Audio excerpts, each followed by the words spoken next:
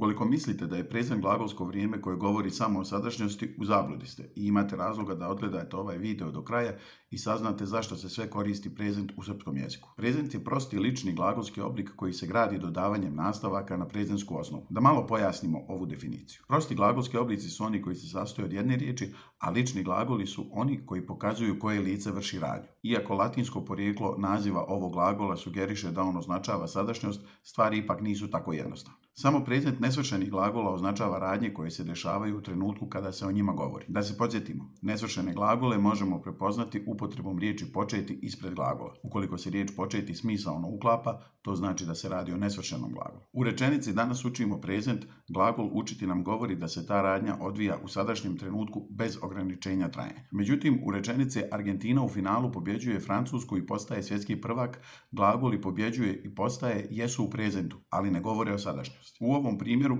prezent se koristi za govor o prošlom vremenu. Isti slučaj imamo i u primjeru uđem u kuću, a tamo me sačeka iznenađenje. Opet se prezent koristi za govor o prošlosti. Prezent koji se upotrebljava za govor o prošlosti naziva se istorijski ili pripovjedački prezent. Ali tu nije kraj kada su mogućnosti prezenta u pitanju. On se može koristiti i za govor o budućnosti. U rečenici sutra igramo u finalu, glagol igrati jeste u prezentu, ali se u rečenici ne govori o sadašnjosti, nego o budućnosti. Dakle, možemo zaključiti da je prezent najsvestraniji glagol u srpskom jeziku jer se može koristiti za govor o prošlosti, sadašnjosti i budućnosti. Pored ovih značenja prezenta postoje još neka koja ćemo kratko pomenuti. Prezent se može koristiti kao zamjena futuru drugom. Na primjer, u rečenici kada uradim zadaću, idem napolje, umjesto kada budem uradio zadaću, ići ću napolje. Može se pojaviti i kao kvalifikativni prezent koji govori o radnjama koje se obavljaju po nekom ustaljenom redu, običaju ili navici. Na primjer, posle kiše dođe sunce. Kao posebna podvrsta postoji i poslovični prezent koji se javlja u narodnim poslovicama. Na primjer, koliko znaš, toliko vrijediš. Kao i prezent sa modalnim značenjem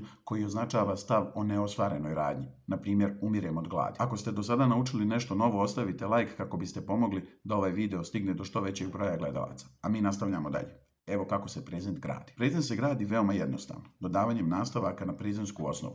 A nastavci su u prvom licu jednine m, u drugom licu jednine š, u trećem licu jednine nema nastavka, u prvom licu množine mo, u drugom licu množine te i tri različita nastavka za treće lice množine u, ju, e. Ovako to izgleda na primjerima. Radim, radiš, radi, radimo, radite, rade.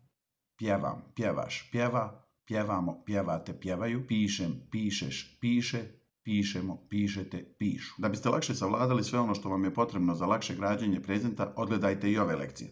Ukoliko vam je ovaj video bio koristan, ostavite like i zapratite moj kanal na kom ćemo zajedno učiti. Pozdrav!